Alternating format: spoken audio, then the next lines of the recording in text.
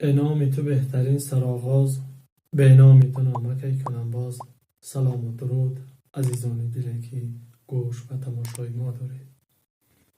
خوش آمدید به شبکه گلزار معرفت. من با شما هستم نسیم سعیدزاد.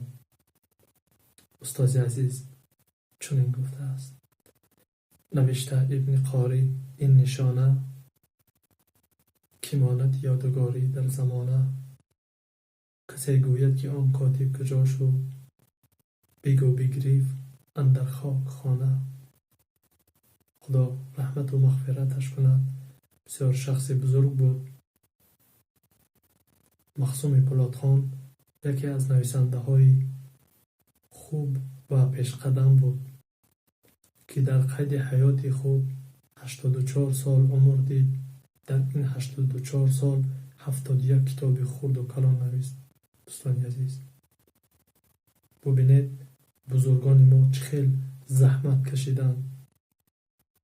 اینها مانند شمعی هستند که خود سوختند و به دیگران روشنی انداختند. کمی نواری هست از این پدر بزرگوار که در قید حیات بودنش از شبکه تلویزیون تاجیکستان اومدن با نوار گرفتن. همین را ما پیدا کردیم، خواستیم برایتان پیشکش کنیم. دوستان با کانال ابونه شوید، نوار را به دیگران روان کنید. دستگیری شما پیشروی ماست. هنر گوهری نایاب بوده شخص را به قله مقصد برده میرساند. شخص هنرمند در هر دور و زمان میان مردم احترام و قدر و منزلت خود را در حال پیدا می کند. حاجی پولادخان ابن قاری یکی از شخصیت های می باشد که در خصوص صنعت خط‌نویسی مشهور گشته است. نیاگان امام از باب حسن خط بسیارها گفته آن را بهتر از حسن دلدار و همچون ماه در شب تار حسابیدند. در حقیقت اگر خط نمی بود اینقدر تاریخ و واقعه های گذشته و آثار عالمان و شاعران 1000 سال قبلی چگونه دسترسی ما می گشت. در بابت تصنیف کتاب ها سهم خطاطان نهایت بزرگ است. یعنی خطاط کسی که بسیار می نویسد، کسی که خطش زیبا و خوشنویس است. حاجی پولادخان ابن قاری سال 1930 در دهه شلونک ناحیه غرب حاضر رشت در عائله زیایی به دنیا آمده است.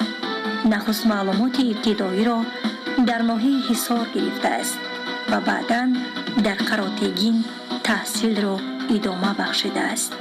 با امر تقدیر همچون مهاجر به ناحیه باختر سرخوز فیصلی سعید دهه عادل آباد آمده تا این جانب عمر به سر میبرد. باید گفت که معلومات خطاطی را حاجی پولادخان نزد بابای مادریش ایشان مدبر خواجه ابن ایشان مصور خواجه گرفته است.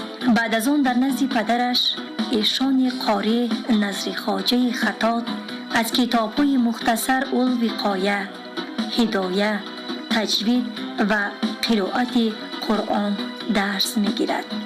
خط‌نویسی را مشق می‌کند.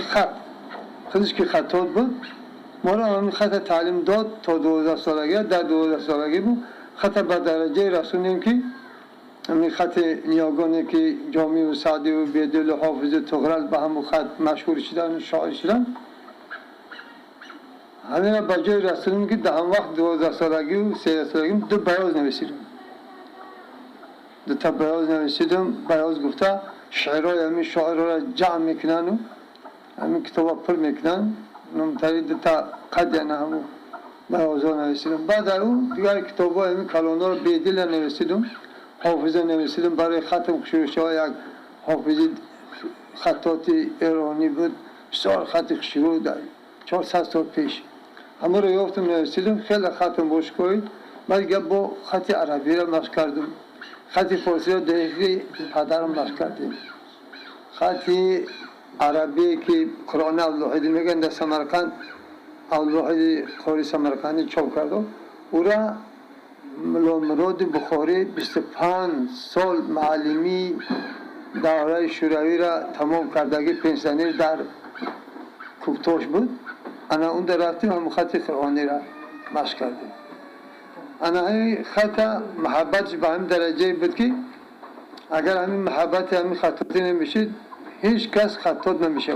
اولش که در خطاطی دستی نقاشی در کار، همین دست که نقاش باشه خط تسترات میگیره.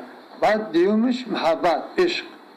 اگر همون عشق خطاطی باشه همین خطاطی که حالی من در اینجا نوشتم بخارا و سمرقند خطاطاشون همونها گم میزنن که همین محبت داشتیم که اگر روزی که یک خط نمی نویسیدیم شب خوابونه بود میخیستیم شب همون خط می نویسیدیم بعد خواب میرفتیم. حاضر بزرگا بسیار هم در وقت شب بدن مقصد همین سعدی و جامعه و همین ها هم کم بغل همین خط آقی می نوشتگی هم شب روز بودا کتاب چیزی داره که تب کنه. بعد یک مردان شو اوس 200 سال 300 سال تجارای سمرقند تجارای بخارا دیدن که همین کتابا رو مردم سراغ دارن. بعد همینا چاپ کردن اپلی خودشو چاپ کردن در دکاناشو موندن. مردم بعد صاحب کتاب شدن. اینا کتاب رودکی کتاب حافظ بیدلی جامعه حافظ ای مثال بخارا و سمرقند این ماورانه هر پرشید و همش ایران همین خطاطا بودن که در که حالی کبلاغا میگو که من 11 کس بدم که هر یک کتاب می نویسیدیم چه که می فرمان میشه می نویسیدیم. همین خطاط بودن. او را عشق خط و کتاب نویسی و نوشتن غزل و مثنوی، ربایی و حکایه نویسی راهنمون می سازد. تا امروز زیاده از 71 کتاب خرد و کلان نوشته است حاجی پولادخان. روز تا روز عشق خطاطی در دلش راه یافته و همه نوع خط فارسی را با قلم و خط نستعلیق، کوفی، ریحانی و چند نوع دیگر خط مشق کرده کتاب‌های علاهیده را با خط زیبا رونویس می نماید. خطی بوموهی هم هست که در درون رو در ولایت نام برآورده و مشهور گشته است. کتاب‌های به تب رسیده به مانند مکتوباتور رجال، کنز الهمیون، غریبنامه برای عبرت عامه، جامع و صالحین، غزلیات کلی، عبرتنامه، تاریخ المذاهب، نصیحتنامه برای انسان کامل شدن و غیره می باشند. هر یک نوشته و نگاشته های این خطاط بزرگ همه سرشار از پند و اندرس ها می باشند. این نوشتگی اگر هم محبتش کمون نمیشه این کتاب هم نمیشه. کارنامه‌اش یک سخت. در خانه یک کتابخانه را تأسیس داده است که در آن هزارها کتاب‌های نادر با خط نیاگان و کریلی محفوظ نگاه داشته می شود.